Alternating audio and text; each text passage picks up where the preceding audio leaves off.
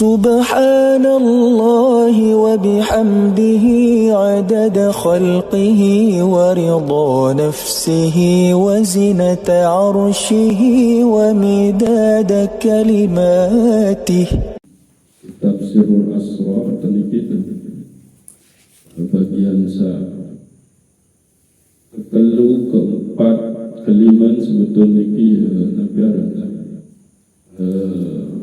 saling terkait sehingga coba ke nabiaran perkampungannya biar sedikit model penjelasan ini.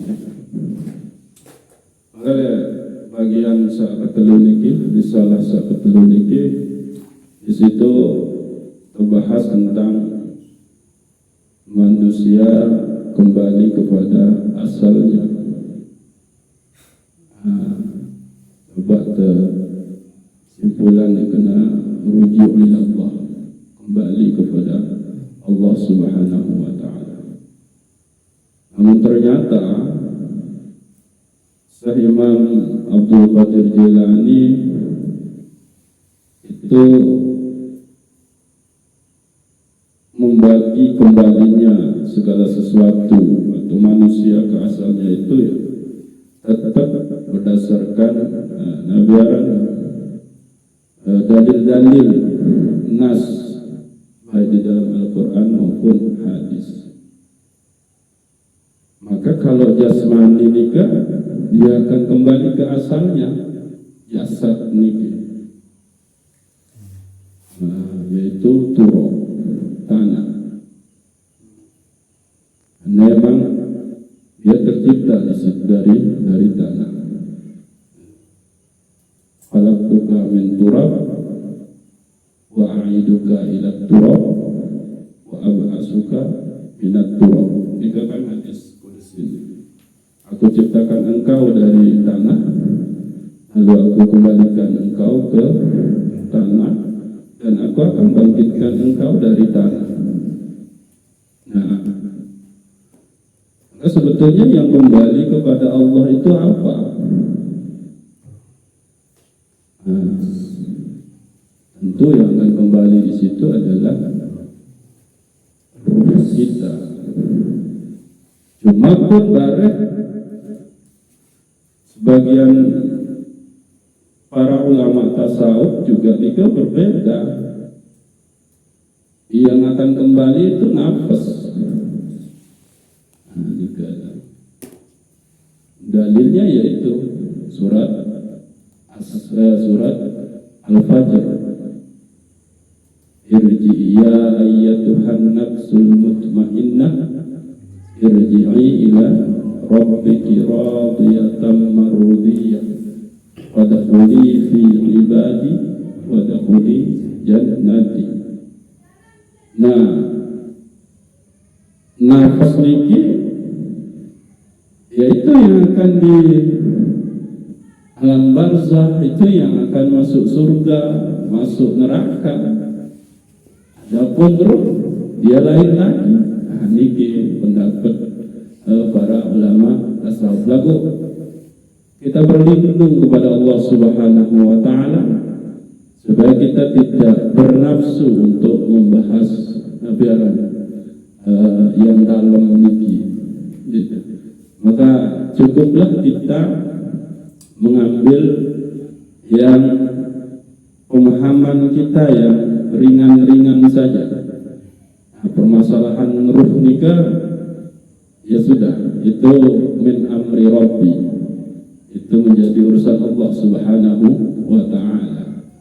Walaupun ada juga yang menafsirkannya wa ma utitum minal ilma illa qalila, dan tidaklah aku memberikan ilmu tentang ruh itu melainkan sedikit. Sedikit dalam pandangan Allah itu kan beda dengan sedikit dalam pandangan manusia. Ayat kan tafsir. Nah, lalu supaya kita tidak terjebak ke dalam perdebatan para ulama tasawuf, maka terbaiklah yang gampang, yang sudah menjadi pemahaman umum. Nah, sehingga emang dikebali kaji hal-hal seemang mendalam dengan Syekh Abdul Qadir Jailani ini, terutama permasalahan ruh ini kita simpan gitu. Nah, maka jasad kembali kepada kepada asalnya, yaitu turab, dan nafas kita, jiwa yang tenang niki, maka dialah yang dipanggil oleh Allah Subhanahu wa ta'ala. Ya ayyatuhan nafsul mutmainnah, wahai jiwa yang tenang, kembalilah kepada Rabbmu, penciptamu. Nah, coba setempoh niki adalah jiwa yang tenang, lalu berhenti jiwa sampai tenang, berarti dia tidak akan menghadap Allah Subhanahu wa ta'ala.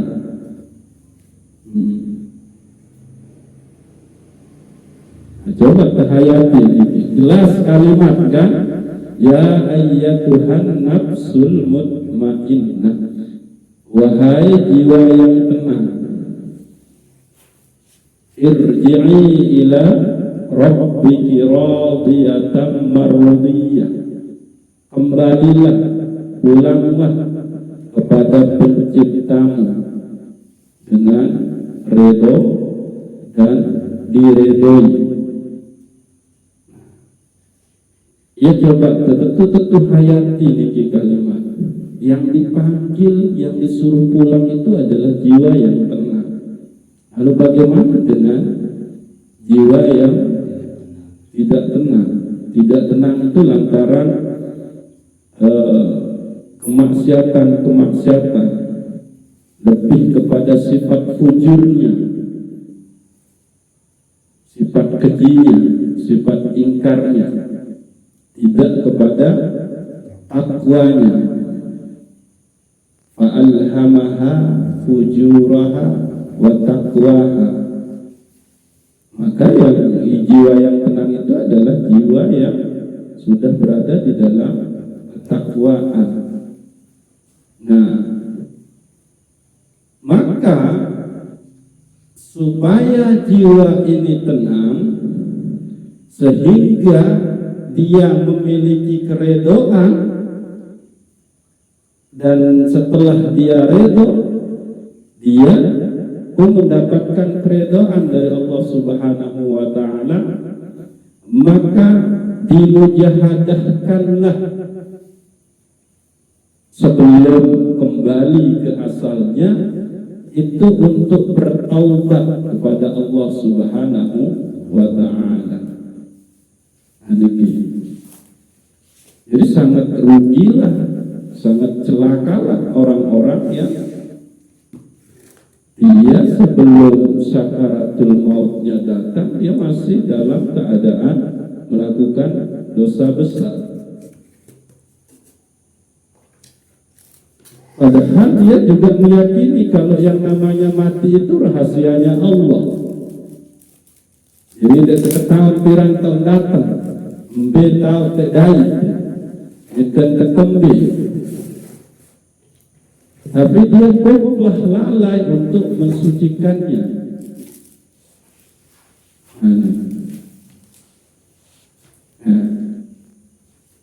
Kita bermaksiat, tapi di luar itu kita meyakini bahwa pertama, kita pasti akan mati. Yang kedua, kita juga meyakini bahwa mati ini adalah rahasianya Allah. Tapi kita terus di dalam kemaksiatan. Saat ketelu, dia yakin tentang surga dan neraka. Saat keempat pun dia yakin tentang apa? Yaumul ba'is, yaumul hisab, yaumul mizan. alam barzakh, siksa kubur, dia yakin itu semua, tapi tetap di dalam kemaksiatan. Maka kalau dia sampai meninggal belum melakukan pertaubatan, maka tidak bisa kembalilah jiwanya. Nah, ini setelah jiwa niki tenang, maka di dalamnya dia ada keredoan kepada ketentuan-ketentuan Allah Subhanahu wa taala yang berlaku kepada dirinya. Dan setelah ia redho, maka ya Allah juga redho, sehingga dia mendapatkan keredoan. Maka setelah itu Allah memerintahkannya, fadkhuli fi ibadi wadkhuli jannati. Maka masuklah ke dalam golongan hamba-hambaku. Nah niki golongan ini harus dikaji dalam lebih luas. Jadi bukan nafsi-nafsi. Kalau kita paham bahwa yang kita dipanggil untuk masuk menjadi golongan hamba-hamba Allah, maka itu jauh dengan perpecahan, jauh dengan kebencian untuk sesama. Nah, lalu sampai sebetul satu parang-arang ibadi, hambaku. Nah, di sini penting. Nah, status hamba niki itu sesuai dengan apa yang menjadi zikirnya kepada Allah Subhanahu wa taala. Apa yang paling dia lazimkan di dalam qalbunya terkait dengan asma-asma Allah Subhanahu wa ta'ala, maka itu nanti menjadi status hambanya. Misalkan dia melazimkan, merutinkan nama Allah yang penyayang, maka dia akan menjadi Abdul Rahim. Dia melazimkan pensucian kepada Allah di qalbunya, dia bilang ya Qudus, ya Qudus, ya Qudus, maka dia akan menjadi hamba Abdul Qudus. Jadi itu status kehambaan kita, tergantung dari nama keindahan keagungan Allah yang mana yang benar-benar kita pakaikan di dalam diri kita, yang kita hujamkan, talqinkan di dalam qalbu kita. Maka yang seharusnya adalah kita memasukkan Allah di dalam qalbu kita yang memiliki nama-nama yang agung. Itu dia. Jadi bukan nama sedikit doang yang tertuju nih. Kita sebut ya Latif, ya Latif, ya Latif, itu tetap Allah. Ya Razak, ya Razak, ya Razak, tetap itu adalah satu. Nah, itu sebabnya di dalam kalimat zikir la ilaha illallah, itulah zikir yang paling afdal, ismul a'zamnya. Itu yang harus masuk di dalam qalbu kita. Nah, lalu niki berarti pertama aja pembahasan Syekh Abdul Qadir Jailani tentang masalah zikir. Aku insyaallah maklum. Nah itu. Maka fadkhuli fi ibadi, masuklah ke dalam golongan hambaku. Nah, mudah-mudahan terjadi misalkan Abdul Syukur, Abdul Qudus, Maka pada kuli ibadi, karena kita sudah menyandang gelar dari nama-nama Allah, ya sudah, maka kita akan diperintah lagi untuk dipanggil lagi untuk tamu diujud dalam surga. Nah itu. Nah, kembali ke hal yang tadi, yang dipanggil oleh Allah Subhanahu wa Ta'ala untuk pulang itu adalah jiwa yang tenang. Maka sebelum kematian kita, bahkan ini pun harus kita lazimkan untuk senantiasa bertaubat kepada Allah Subhanahu wa Ta'ala. Maka taubat itu harus mengacu kepada taubat jasmani kita dan taubat batin kita. Diki kata Syekh Abdul Qadir Jailani, taubat jasmani kita itu adalah kita benar-benar bertaubat atas perbuatan-perbuatan dari semua panca indera kita, dari mata kita, telinga kita, mulut kita, semuanya kita tobatkan. Nah, sehingga kalau mengacu kepada hadis Rasulullah SAW, tobat di situ bermakna an-nadam, menyesal. Jadi ada muncul penyesalan di dalam diri kita telah ingkar kepada Allah Subhanahu wa Ta'ala. Nah, setelah itu maka kita berusaha kuat untuk menahan jasad kita supaya tidak lagi terjebak ke dalam kemaksiatan zahir. Nah, bagaimana caranya taubat ini bisa terlaksana, bisa diterima? Coba, lamun tepersik bangkat nyekan te nabiaran, garo, talat nabiaran, mako misalnya pauwil gitu. Kalau rumput upak-upak ini nyerang terpotong doang, saya bagus nih, tiup balik lama. Maka itu diibaratkan dengan tobat sambal colek atau apa? Yang seharusnya kalau mau tidak tumbuh lagi rumput itu, cabut dia sampai ke akarnya, dia tidak akan tumbuh lagi. Itu dia taubat yang sebenarnya, taubat yang diterima. Dia gunting upah-upah lalu cabut upah-upah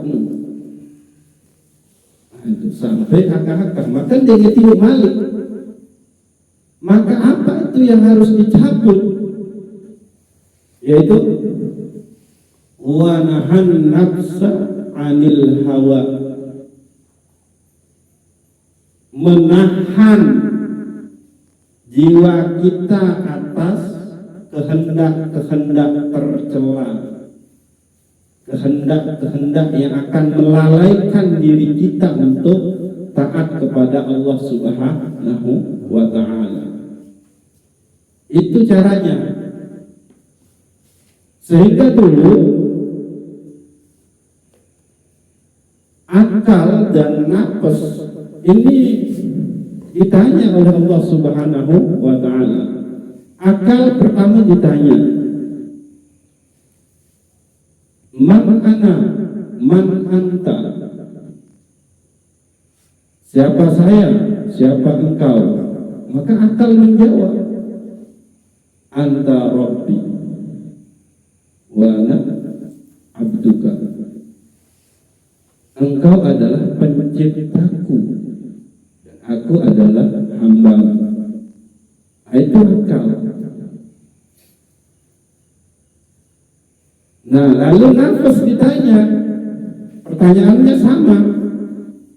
Allah bertanya kepada jiwa, wahai jiwa, man ana, man anta, saya aku, saya kamu, kata Allah Subhanahu wa Ta'ala. Nafas menjawab, ana ya ana, anta ya anta, aku ya aku, ada ya ada. Saking sekurang ajar jiwa, maka Allah celupkan dia ke dalam neraka. Begitu seterusnya, dikeluarkan lagi, ditanya lagi, jawab kembali kepadamu. Maka yang terakhir, ia dicelupkan ke dalam neraka kelaparan, yang di situ mengandung unsur kelaparan. Maka wajib tahan Malik, jiwa niki di neraka kelaparan itu. Maka dikeluarkan. Di situ ditanya, Malik, man ana, man anda. Di situ dia menjawab, anta Rabbi wa ana abduka.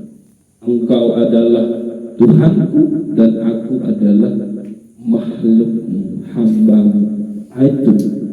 Jadi ini yang harus dicabut supaya dosa perilaku buruk itu tidak tumbuh lagi. Rumput itu harus dicabut sampai ke akar-akarnya. Perbuatan dosa manusia itu dia harus mampu menahan hawa nafsunya. Itu sebabnya kalau kita mau terhindar dari kemaksiatan lisan, maka puasakan lisan kita dari berbicara yang tidak-tidak. Jadi puasa itu mungkin sekedar memaknai menahan diri dari makan, minum, dan berhubungan dengan suami istri sejak terbit matahari sampai tenggelam matahari. Ada puasa yang hanya puasa lisan, puasa menahan diri dari berbicara yang tidak-tidak. Puasa telinga yaitu menahan telinga dari mendengar yang tidak-tidak. Puasa perut yaitu menahan perut untuk tidak dimasukkan dengan makanan-makanan yang yaitu. Maka selamatlah nafas ini. Nah itu kan jalan untuk supaya yang dipanggil itu adalah kita memiliki jiwa yang tenang, itu bertaubat. Maka taubat zahir dan taubat batin itu harus dijalankan. Nah, taubat batin ini adalah berarti kita bertaubat atas penyakit-penyakit qalbu kita. Ujub, riya, sum'ah dan lain sebagainya, iri, serakah, tamak. Jadi harus bersihkan. Maka jalan untuk bisa sampai kembali kepada Allah Subhanahu wa Ta'ala menurut Syekh Abdul Qadir Jailani itu adalah ada 3, yaitu syariat, thariqat dan ma'rifah. Ini jalannya. Kita jalankan semua syariat Allah Subhanahu wa Ta'ala, meninggalkan yang diharamkan. Kita juga menahan diri dari yang subhat-subhat, dan kita juga menahan diri dari yang halal-halal, tidak terlalu berlebihan. Nah, yang kedua adalah jalur thariqah. Maka di sini adalah jalur bimbingan oleh mursyid. Jadi sampai di situ dijelaskan bahwa di dalam pembahasan taubat jika kamu tidak bisa melaksanakan taubat itu, maka mintalah, pergilah ke guru yang akan membimbingmu untuk bertaubat. Ya ini maksudnya mursyid. Nah, saat kedua adalah jalur ma'rifah, mengenal, mengetahui Allah Subhanahu wa ta'ala. Nah, ini jalur yang harus kita laksanakan supaya kita bisa kembali kepada Allah Subhanahu wa ta'ala, supaya kita sampai kepada nafsul mutmainnah. Nah, kalau sudah kita ditaubatkan, kita bertaubat, maka hujankanlah.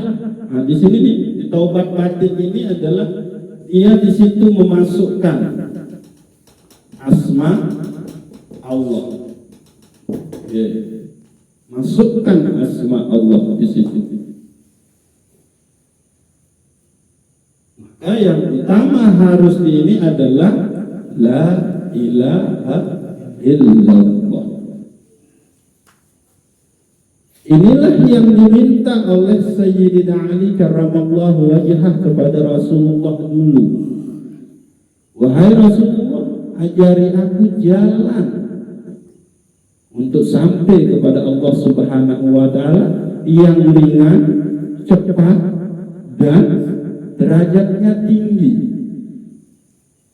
Maka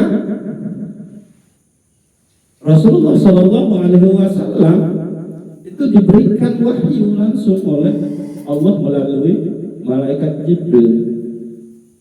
Malaikat Jibril turun lalu mengajarkan kepada Rasulullah, baca la ilaha.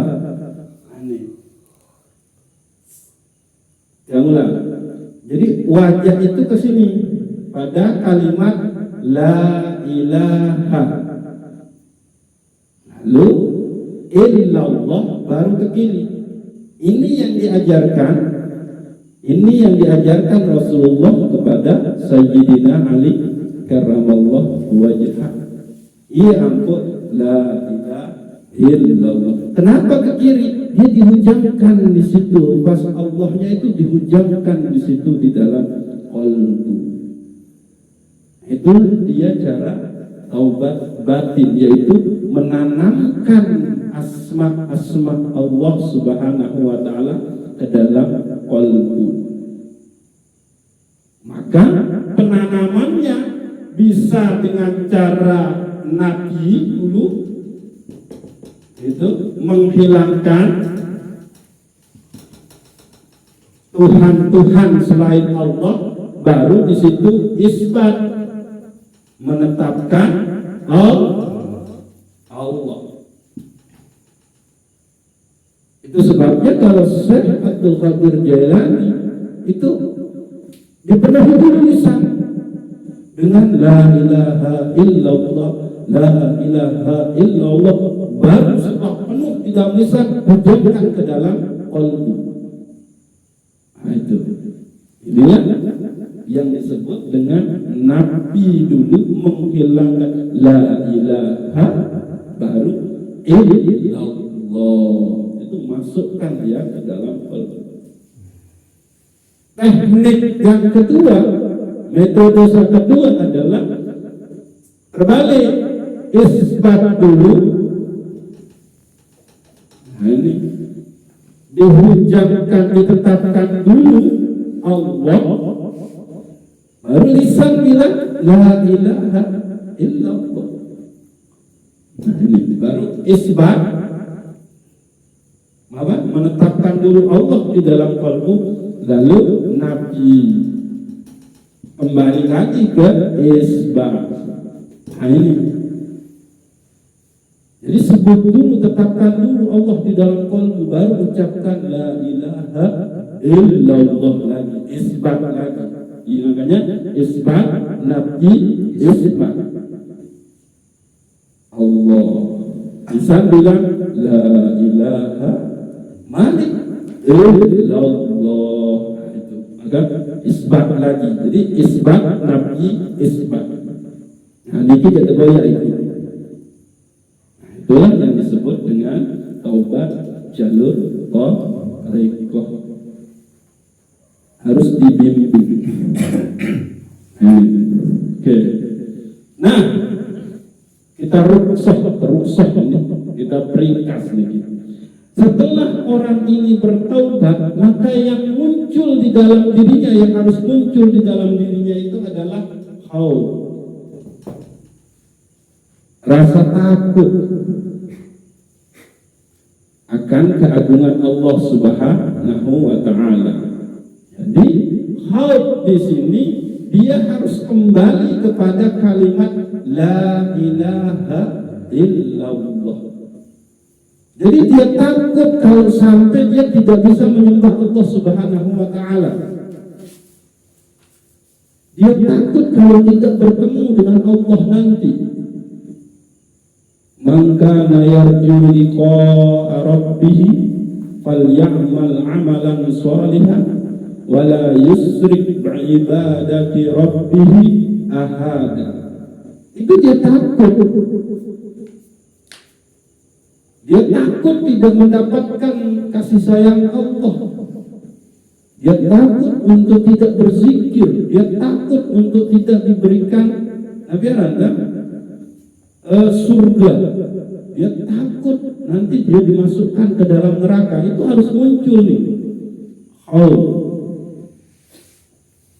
Jadi kalau itu belum muncul ke dalam diri kita, setelah kita bertaubat, ya sudah, berarti taubatnya itu adalah taubat abal-abal. Nah, ini yang harus muncul, khauf. Itu. Nah, yang kedua yang harus muncul di situ adalah cinta. Maka cinta itu di mana? Di qalbu. Itu. Kenapa? Dia sudah dipandang oleh Allah Subhanahu wa Ta'ala. Maka dia balas untuk memandangnya.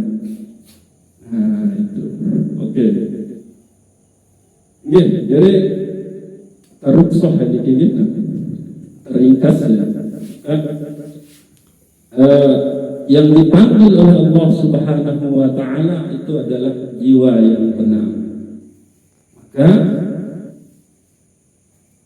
jiwa yang kotor sebelum datang ajal maka dia harus segera mensucikannya.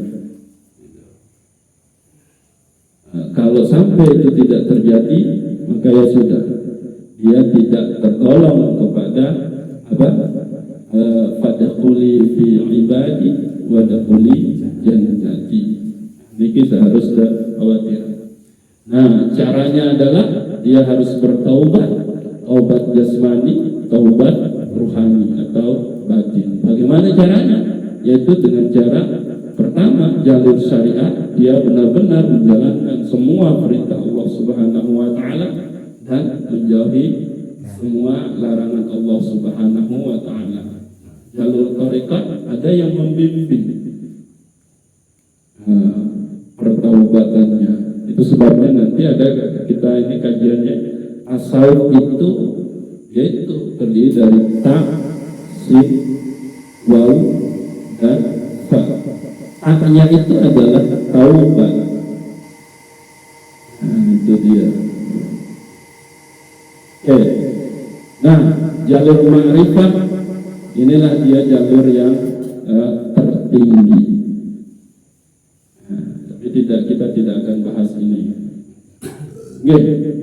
Mudah-mudahan Allah Subhanahu wa Ta'ala mengkaruniakan kita semua pemahaman dan memberikan kita nur ilmu itu sendiri sehingga kita benar-benar nantinya tahu jalan pulang kepada Allah Subhanahu wa Ta'ala. Wallahu a'lam bishawab. Assalamualaikum warahmatullahi wabarakatuh.